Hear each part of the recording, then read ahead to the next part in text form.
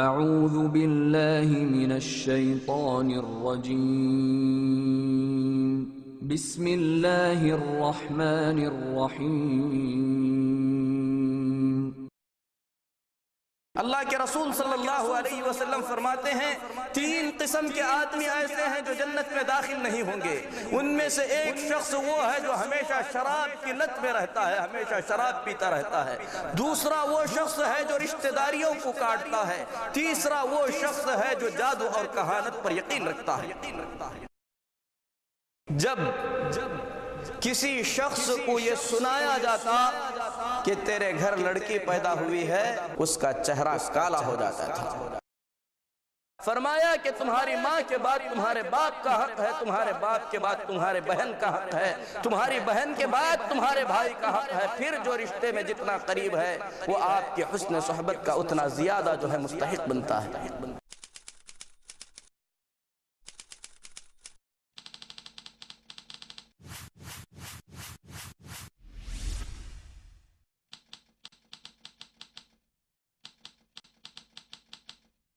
نبی کریم صلی اللہ علیہ وسلم نے فرمایا اللہ تبارک و تعالی جسے ان بیٹیوں کے ذریعے آزمائے اور وہ ان کی صحیح پرورش کرے تو یہ بچیاں اسے جہنم سے آڑ بنیں گی۔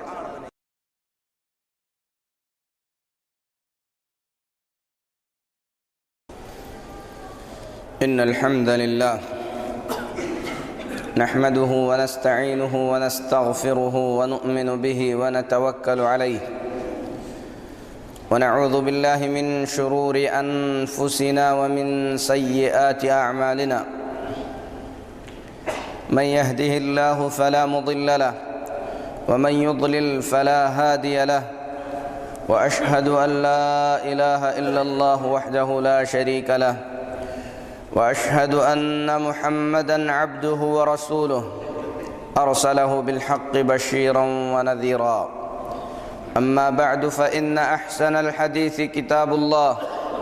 وخير الهدي هدي محمد صلى الله عليه وسلم وشر الأمور محدثاتها وكل محدثة بدعة وكل بدعة ضلالة وكل ضلالة في النار۔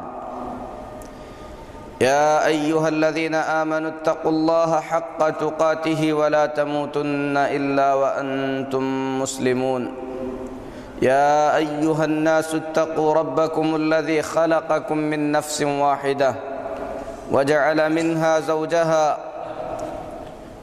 يا أيها الذين آمنوا اتقوا الله وقولوا قولا سديدا يصلح لكم أعمالكم ويغفر لكم ذنوبكم ومن يطع الله ورسوله فقد فاز فوزا عظيما اما بعد۔ محترم حاضرین جمعہ، اللہ تبارک و تعالی کی یہ سنت ہے کہ اللہ تبارک و تعالی نے دنیا کی چیزوں کو جوڑا جوڑا پیدا کیا ہے۔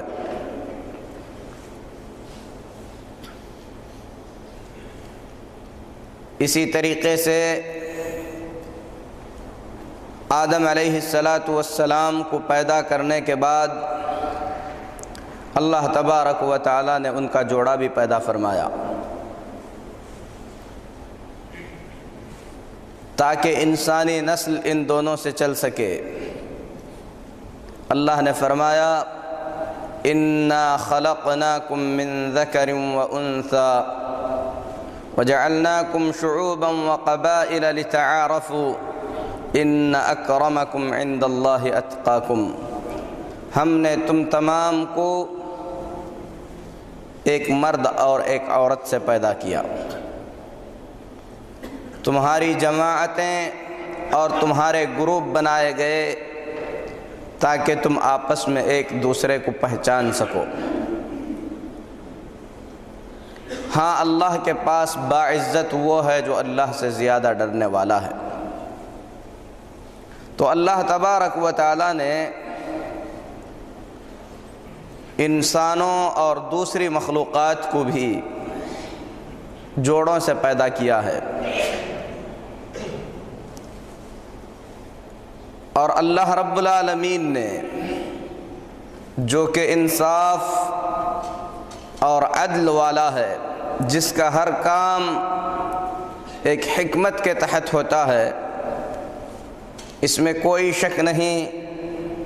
کہ مرد کو عورت پر اللہ رب العالمین نے فوقیت اور فضیلت عطا فرمائی ہے۔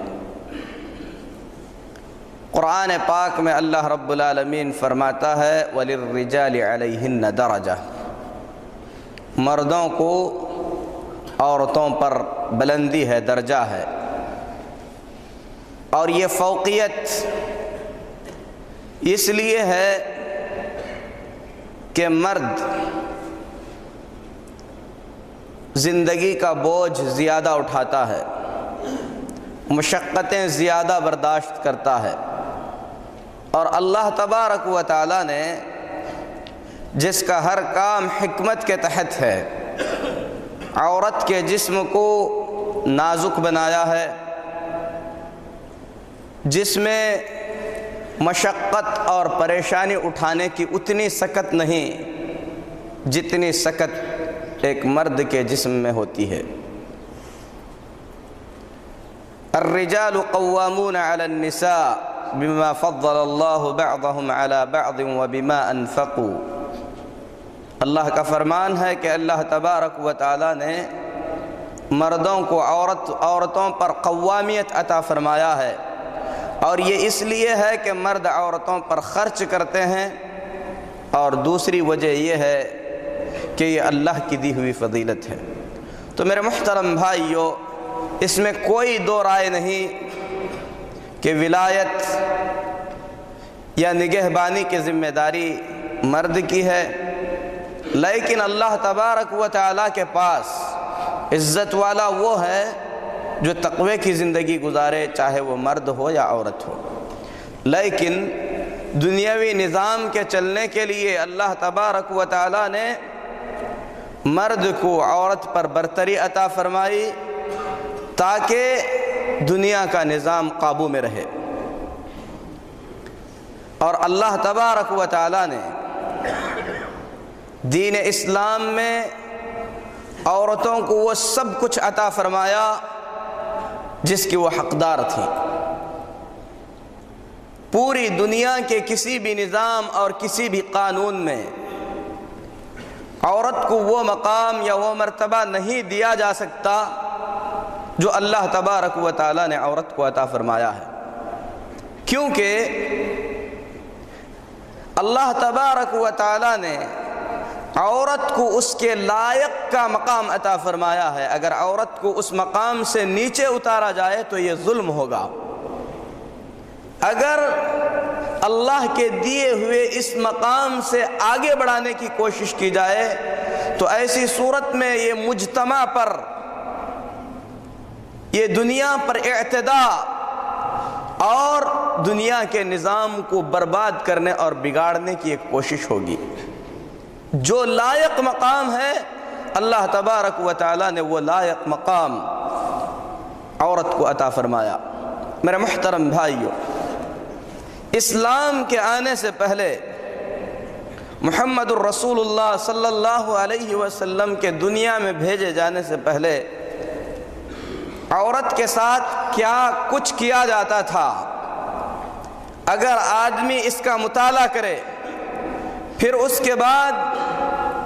دین اسلام کے اندر عورت کو دیے گئے حقوق کو اچھی طریقے سے پڑھے تو وہ حیران ہو کر رہ جائے گا کہ مختصر سے عرصے میں اسلام نے ان ظالموں کے نظریات کو کیسے بدل دیا جو کچھ سال پہلے عورت کو جانور ہی نہیں بلکہ جانور سے زیادہ بدتر سمجھا کرتے تھے۔ قرآن پاک کی ایک حقیقت جسے اللہ تبارک و تعالیٰ نے بڑے ہی توبیخ اور زجر کے انداز میں بیان فرمایا ہے، فرماتا ہے وَإِذَا الْمَوْءُودَةُ سُئِلَتْ بِأَيِّ ذَنبٍ قُتِلَتْ، جب زندہ دفن کی گئی لڑکی سے پوچھا جائے گا کہ اسے کس جرم میں مارا جاتا تھا۔ میرے محترم بھائیو، لڑکی کی پیدائش، لڑکی کا وجود بہت سارے گھرانوں میں، بلکہ زمانہ جاہلیت کے تقریباً گھرانوں میں ایک بہت بری خبر تصور کی جاتی تھی۔ اللہ رب العالمین فرماتا ہے وَإِذَا بُشِّرَ أَحَدُهُمْ بِالْأُنثَى ظَلَّ وَجْهُهُ مُسْوَدًّا وَهُوَ كَظِيمٌ، جب کسی شخص کو یہ سنایا جاتا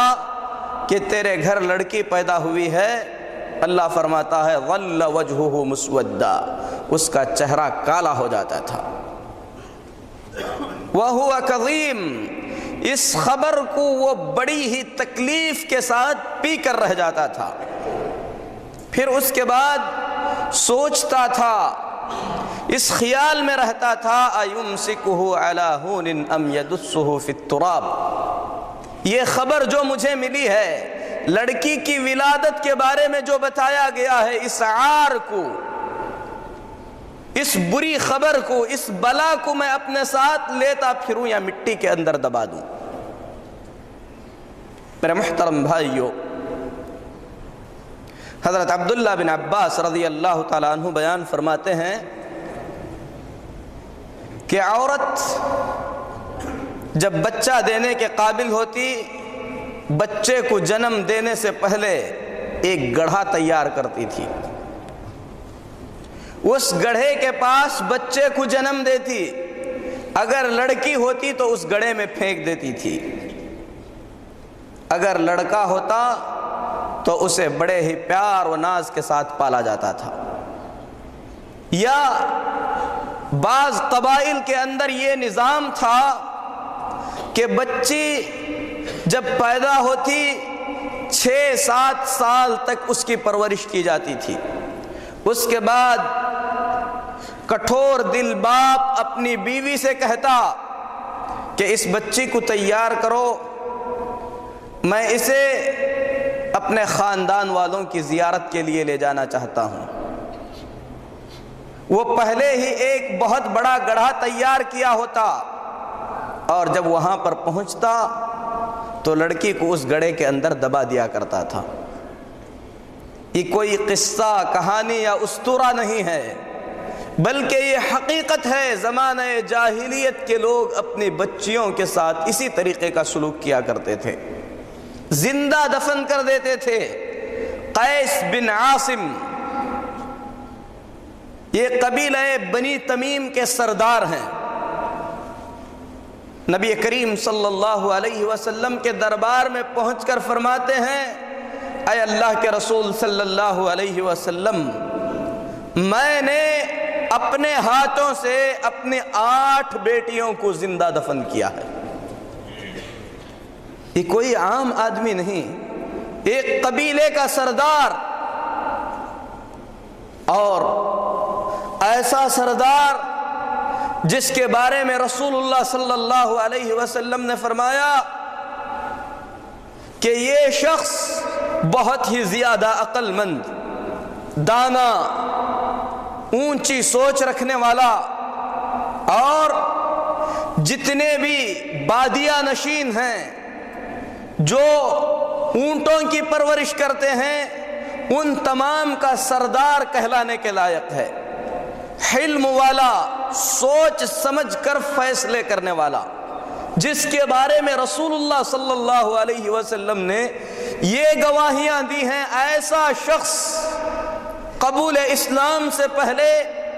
اپنے دور جاہلیت میں اپنے ہاتھوں سے 8 بیٹیوں کو زندہ دفن کرتا ہے،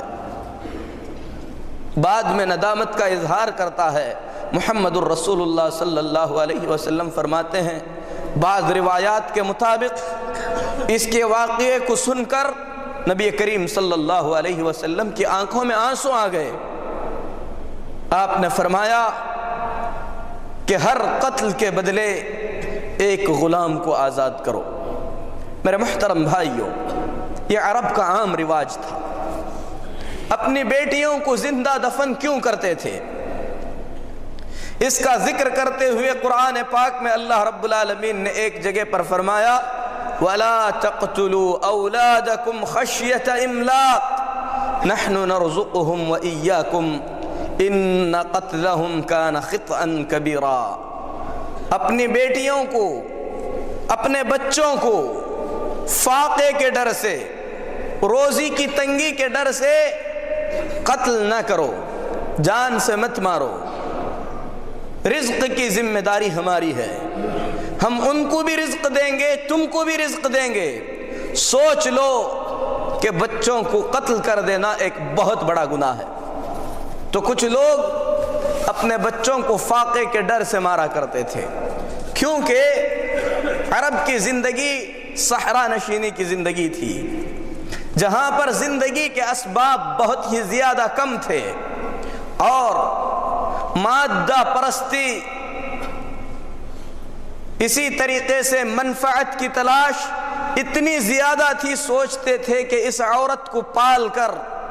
ہمارے خاندان کا کیا بھلا ہونے والا ہے،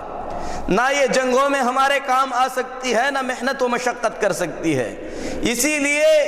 اس بلا کو پیدا ہوتے ہی اس کا گلا گھونٹ دیا جائے۔ تو وہ لوگ فاقے کے ڈر سے اپنے بچوں کو زندہ دفن کر دیا کرتے تھے یا قتل کر دیا کرتے تھے۔ اللہ تبارک و تعالی نے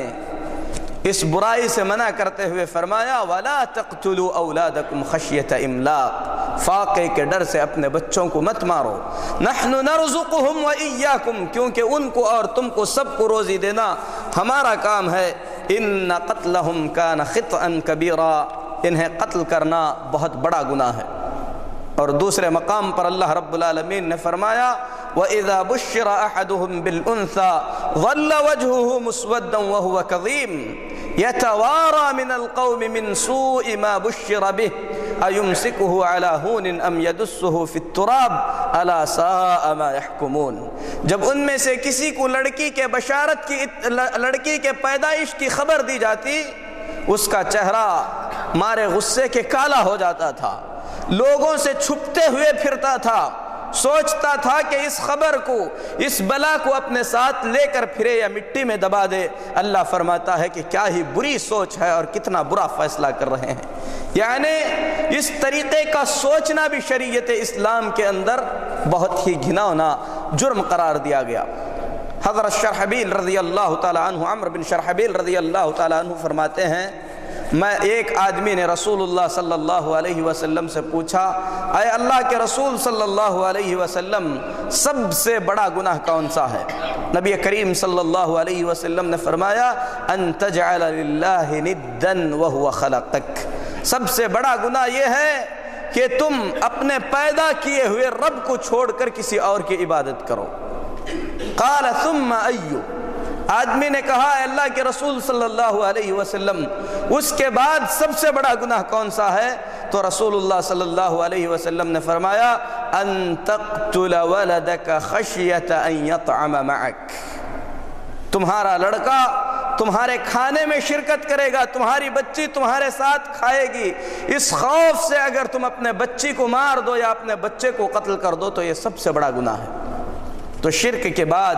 اسے سب سے بڑا گناہ قرار دیا گیا ہے، اور اللہ تبارک و تعالیٰ نے قرآن کریم کے اندر اسی کے مطابق آیتیں بھی نازل فرمائی۔ تو میرے محترم بھائیو،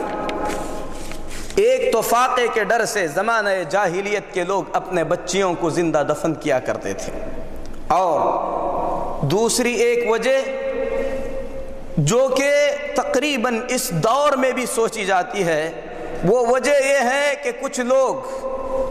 اس خوف سے اپنی بچیوں کو زندہ دفن کر دیتے تھے کہ ان کے لائق رشتے انہیں نہیں ملیں گے۔ میرے محترم بھائیو، اللہ تبارک و تعالی نے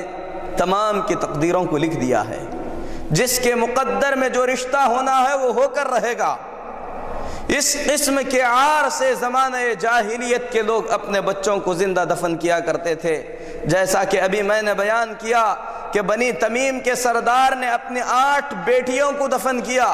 کسی نے ان سے پوچھا کہ تم تو سردار ہو، مالدار بھی ہو، تمہارے پاس مال و دولت بھی تھی، تم اپنی بچیوں کو کیوں دفن کرتے تھے؟ تو فرماتے ہیں اس لیے میں نے اپنی بیٹیوں کو دفن کر دیا کہ ان کے لائق رشتے انہیں نہیں ملیں گے۔ اسی طریقے سے زمانہ جاہلیت کے کچھ لوگوں کا یہ عقیدہ تھا کہ لڑکیاں شیطان کی جانب سے ہیں، یہ رجس اور ناپاک چیز ہیں، اسی لیے زمانہ جاہلیت کے لوگ اپنی بیٹیوں کو زندہ دفن کر دیتے تھے۔ زمانہ جاہلیت کے کچھ لوگ اپنی بیٹیوں کو اس لیے بھی دفن کرتے تھے کیونکہ آپس میں ان کی جنگیں چلا کرتی تھیں، اور جنگوں میں عام طور پر جو شکست کھا جاتا ہے ان کے مردوں اور عورتوں کو غلام اور باندی بنایا جاتا ہے۔ جن عورتوں کو قید کر کے لے جایا جاتا تھا بعد میں انہیں لونڈی بنا کر ان کے ساتھ بدکاری کے لیے انہیں مجبور کیا جاتا تھا۔ اس عار سے، اس خوف سے زمانہ جاہلیت کے لوگ کہ ہمارے خاندان کی لڑکی بدکاری پر مجبور کی جائے گی، اس خوف سے پیدا ہوتے ہی اس کا گلا گھونٹ دیتے تھے یا اسے زندہ دفن کر دیا کرتے تھے۔ اور بعض بدبخت قسم کے لوگ ایسے بھی تھے کہ اگر لڑکی کے اندر پیدائشی کوئی عیب ہوتا تو اس لڑکی کو دفن کر دیا کرتے تھے یا اسے مار دیا کرتے تھے۔ اسلام نے ان تمام چیزوں سے منع کرتے ہوئے اہل اسلام کو اس بات کی ترغیب دی کہ اپنی بیٹیوں کی اچھی پرورش کریں، اور جو شخص بیٹیوں کی صحیح پرورش کرتا ہے، محمد الرسول اللہ صلی اللہ علیہ وسلم نے ایسے شخص کو بڑی بشارت دی۔ اللہ کے رسول صلی اللہ علیہ وسلم فرماتے ہیں من اعال جاریتین حتی یبلغا کانتا لہ حجابا من النار، جو آدمی دو بیٹیوں کی ان کی بلوغت تک صحیح پرورش کرتا ہے، یہ بیٹیاں اس کے لیے جہنم سے آڑ بنیں گی، اللہ تبارک و تعالی جہنم سے نجات کا سبب بنائے گا۔ اسلام نے ترغیب دی۔ محمد الرسول اللہ صلی اللہ علیہ وسلم کے گھر بیٹیاں پیدا ہوئیں تو آپ صلی اللہ علیہ وسلم حد سے زیادہ خوش ہوئے۔ اسی لیے میرے محترم بھائیوں، لڑکیوں کی پیدائش پر اگر آدمی کے دل میں تنگی محسوس کرتا ہے تو ایسی صورت میں اسے سمجھنا چاہیے کہ اس کے اندر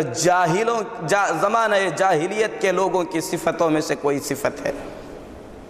بلکہ سلف کہا کرتے تھے لڑکے کی پیدائش اللہ تبارک و تعالیٰ کی جانب سے نعمت ہے، اور قرآن پاک میں اللہ رب العالمین فرماتا ہے لَتُسْأَلُنَّ يَوْمَئِذٍ عَنِ النَّعِيمِ، تمہیں اللہ کی نعمتوں کے بارے میں پوچھا جائے گا۔ لڑکے کی پیدائش نعمت ہے، نعمت کے بارے میں سوال کیا جائے گا۔ لڑکی کی پیدائش اللہ کی جانب سے نیکی ہے، اگر آدمی اس کی صحیح پرورش کرے گا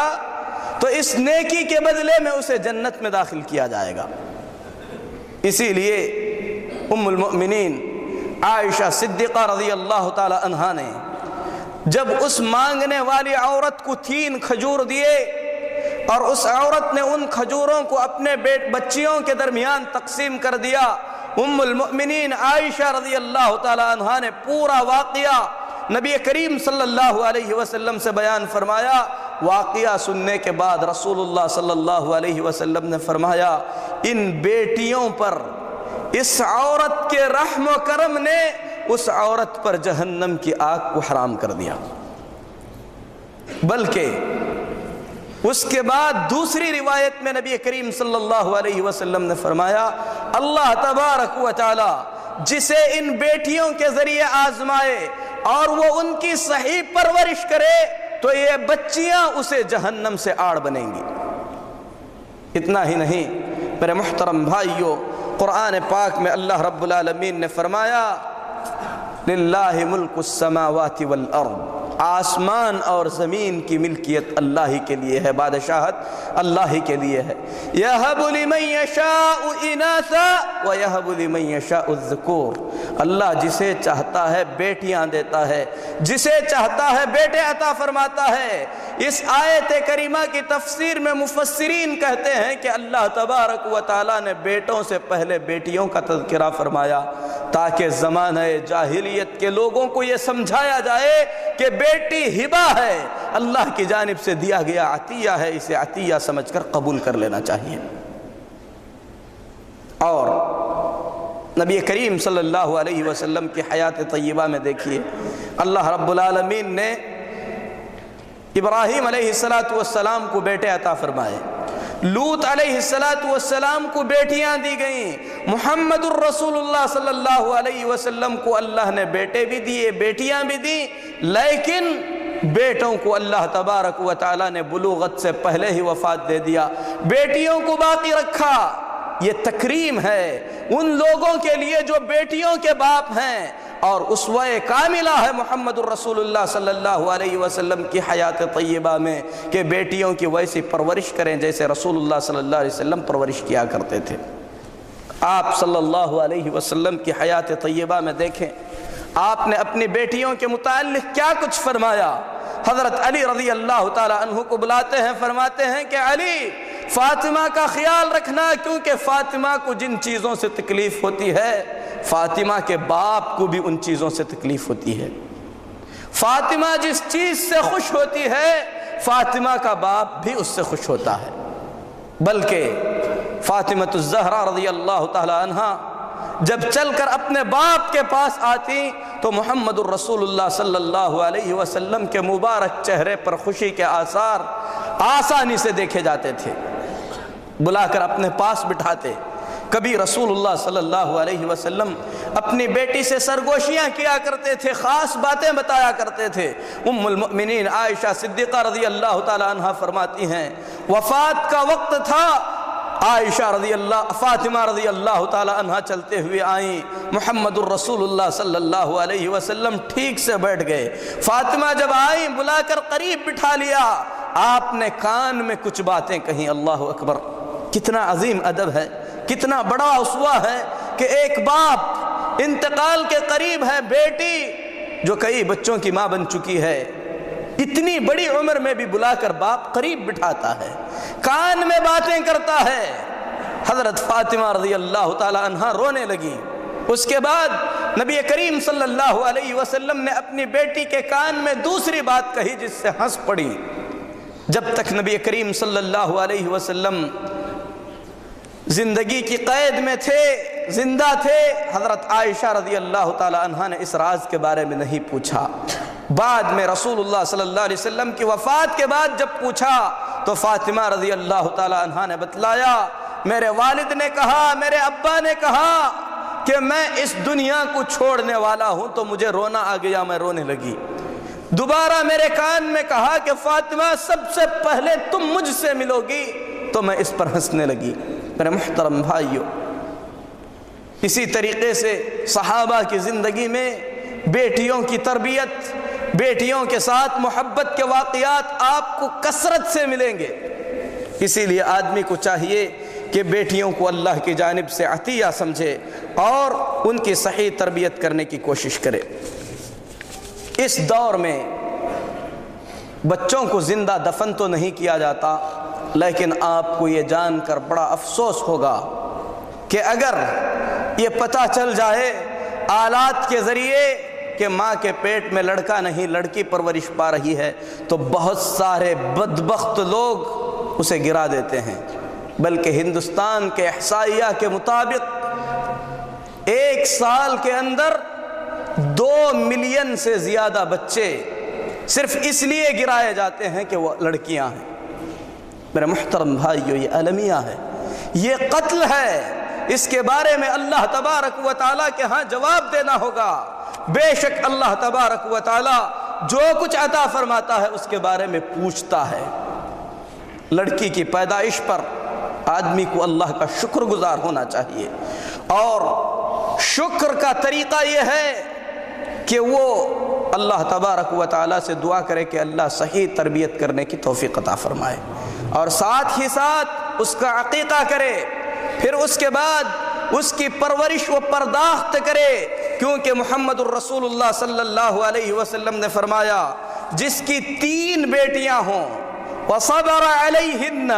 اور ان 3 بیٹیوں پر صبر سے کام لے، اسے اللہ کی نعمت تصور کرے، وَكَسَاهُنَّ مِن جِدَّتِهِ، اپنی محنت کی کمائی سے انہیں اڑھائے پہنائے، ان کے کھانے پینے کا انتظام کرے،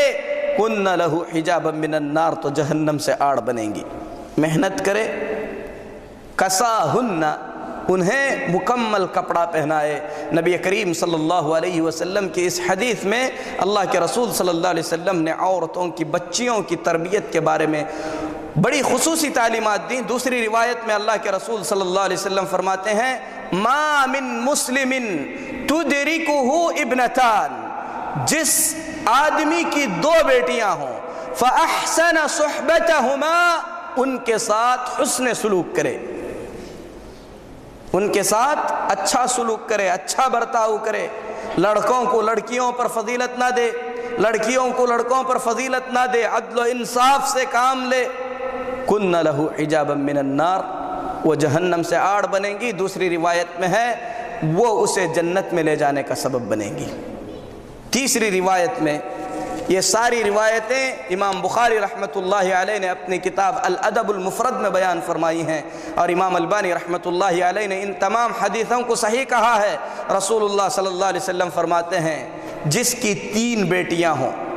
وہ ان کے رہائش کا انتظام کرے اور ان کے کھانے پینے کا انتظام کرے، ان پر رحم کرے، ایسے آدمی کے لیے جنت واجب ہو جائے گی۔ کسی نے کہا ہے اللہ کے رسول صلی اللہ علیہ وسلم جس کی 2 بیٹیاں ہیں اس کا کیا ہوگا؟ رسول اللہ صلی اللہ علیہ وسلم نے فرمایا 2 بیٹیاں بھی اسے جنت میں لے جانے کا سبب بنیں گی۔ کتنی باتیں رسول اللہ صلی اللہ علیہ وسلم نے بیان فرمائی۔ سب سے پہلی بات تو یہ ہے کہ ان کی رہائش کا انتظام کرے، دوسری بات یہ ہے کہ انہیں کپڑا پہنائے۔ اس کے اندر آدمی کو غور کرنا چاہیے۔ نبی کریم صلی اللہ علیہ وسلم نے خصوصیت کے ساتھ کپڑے کا ذکر فرمایا، اور دوسری روایت میں کہا وَأَحْسَنَ صُحْبَتَهُمَا، ان دونوں بیٹیوں کے ساتھ حسن سلوک کرے۔ اہل علم کہتے ہیں جو شخص اپنے بچوں کے پیٹ کا خیال کرے لیکن ان کے تربیت کی جانب توجہ نہ دے تو ایسا شخص کبھی بھی حقیقت میں تربیت کرنے والا نہیں ہے، کیونکہ اس نے ان کے جسموں کو تو بنا دیا لیکن ان کی عقل اور ان کی روح کو برباد کر دیا۔ میرے محترم بھائیو، صحیح تربیت کا مطلب ہے اسلامی تربیت کرے، حجاب سکھائے، زندگی کے سلیقے سکھائے، یہاں تک کہ جب یہ بیٹی شادی ہو کر اپنے شوہر کے گھر میں جائے تو صحیح طور پر زندگی گزارنے کے لائق بن سکے کہ ایک کامیاب زندگی بسر کرے۔ اسی طریقے سے بیٹیوں کی اس نعمت پر شکر گزاری اس طریقے سے ممکن ہے کہ جب یہ جوانی کی دہلیز پر قدم رکھیں، شادی کی عمر کو پہنچ جائیں، مناسب رشتہ ڈھونڈ کر ان کی شادی کر دے۔ یہ ایک امانت ہے باپ کے کندھے پر کہ اپنی بیٹیوں کے لیے مناسب رشتے تلاش کر ان کی شادی کرے۔ مناسب رشتے سے مراد ایسا رشتہ جو کہ دین اور اخلاق کے اعتبار سے بہتر ہو۔ محمد الرسول اللہ صلی اللہ علیہ وسلم فرماتے ہیں اذا جاءکم من ترضون دینہ وخلقہ فزوجوہ وإلا تفعلوا تکن فتنة فی الارض وفساد کبیر۔ جب تمہیں کوئی ایسا شخص رشتہ بھیجے جس کے اخلاق اور دینداری سے تم راضی ہو تو اس کا نکاح اس کے ساتھ کر دو، اگر ایسا نہیں کرو گے تو ایسی صورت میں زمین میں فساد برپا ہو جائے گا۔ اسی طریقے سے لڑکیوں کے حقوق میں سے ایک بڑا حق یہ ہے کہ شادی کے وقت لڑکی کی اجازت لے۔ جس نے پیغام دیا ہے لڑکی کو امانت داری کے ساتھ اس پیغام کے بارے میں جو کچھ ہے تفصیل سے بتایا جائے، لڑکی کی رضامندی کے ساتھ لڑکی کا نکاح اس سے کیا جائے، زبردستی نکاح نہ کیا جائے۔ اگر لڑکی کسی ایسے شخص کا رشتہ طلب کرے، ایسے رشتے پر راضی ہو جائے جو دین اور اخلاق کے اعتبار سے بہتر ہے، باپ کو حق نہیں بنتا کہ اس رشتے کو ٹھکرائے بلکہ اس رشتے کو قبول کرے۔ لیکن ہاں اگر دینی اعتبار سے رشتہ مناسب نہیں ہے یا کسی غیر مسلم سے رشتے کا مطالبہ کر رہی ہے قرآن پاک میں اللہ رب العالمین نے فرمایا لا ہن حل لہم ولا ہم یحلون لہن، نہ یہ لڑکیاں ان کے لیے حلال ہو سکتی ہیں اور نہ وہ مشرک مرد ان لڑکیوں کے لیے حلال ہو سکتے ہیں، ایسی صورت میں کوئی گنجائش نہیں ہے۔ لیکن نبی کریم صلی اللہ علیہ وسلم نے اجازت طلب کرنے کا حکم دیتے ہوئے فرمایا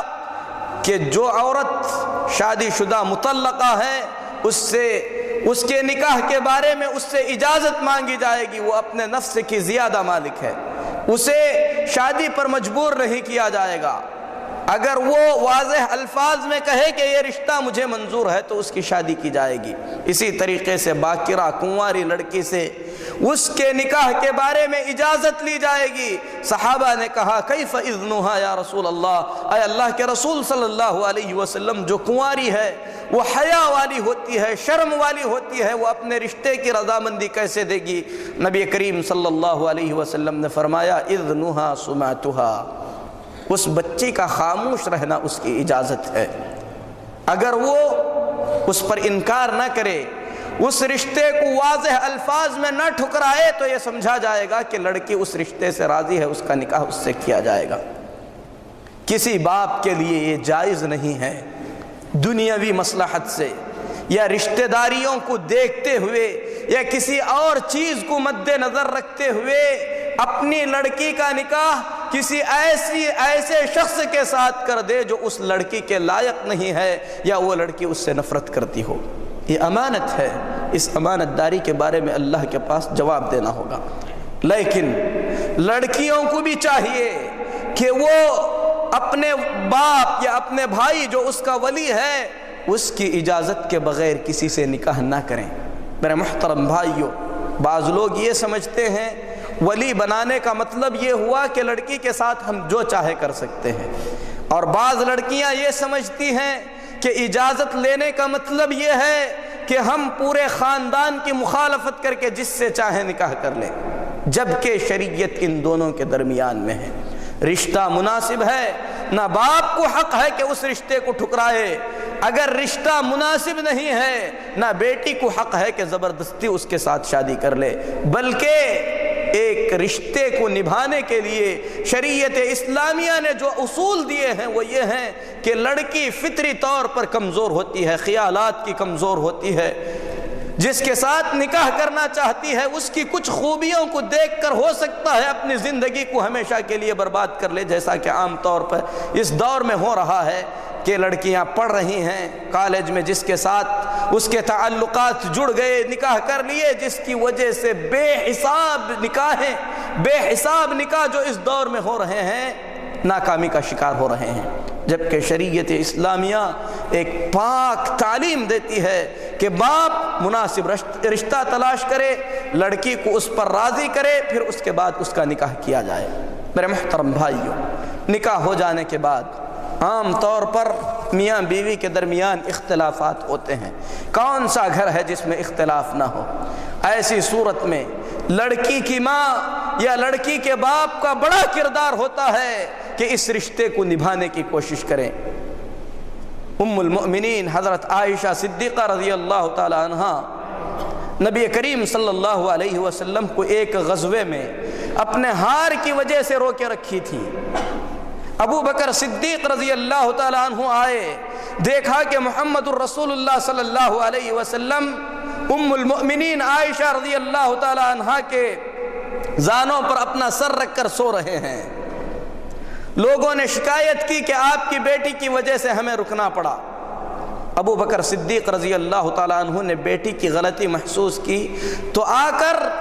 حضرت عائشہ رضی اللہ تعالی عنہ کو اتنی زبردست چمٹی لی۔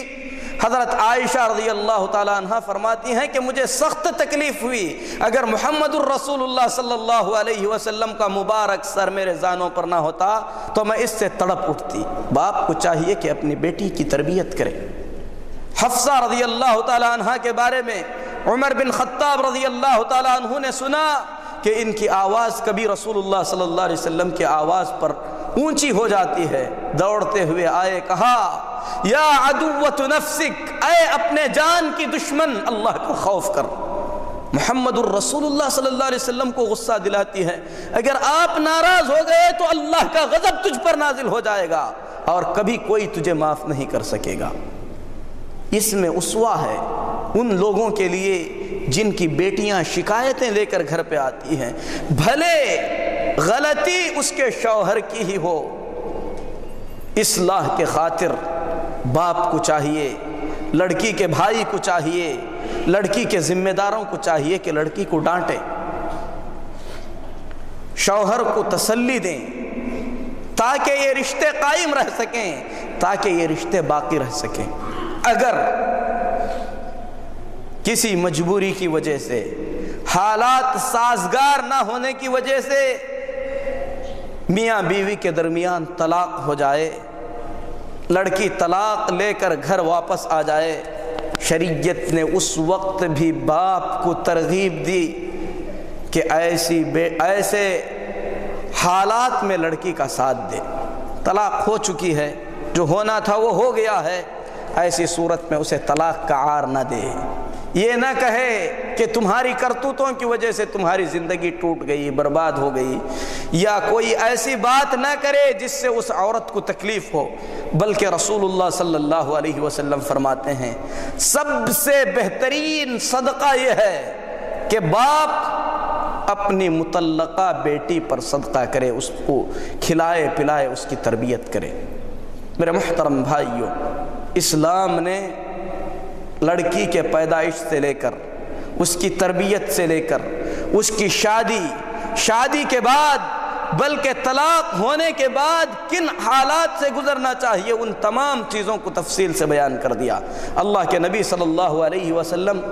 جس قدر فاطمۃ الزہرا سے محبت کرتے تھے، اسی قدر ان کے بچوں سے بھی محبت کرتے تھے۔ سب جانتے ہیں نماز پڑھتے تھے تو حسن اور حسین رضی اللہ تعالیٰ عنہ کو گود میں لیا کرتے تھے۔ کون تھے؟ یہ آپ کی بیٹی کے بچے تھے۔ بلکہ آدمی جب دنیا سے جا رہا ہو تو اللہ تبارک و تعالیٰ نے آخری وقت میں بھی جب یہ دنیا کو چھوڑ رہا ہے،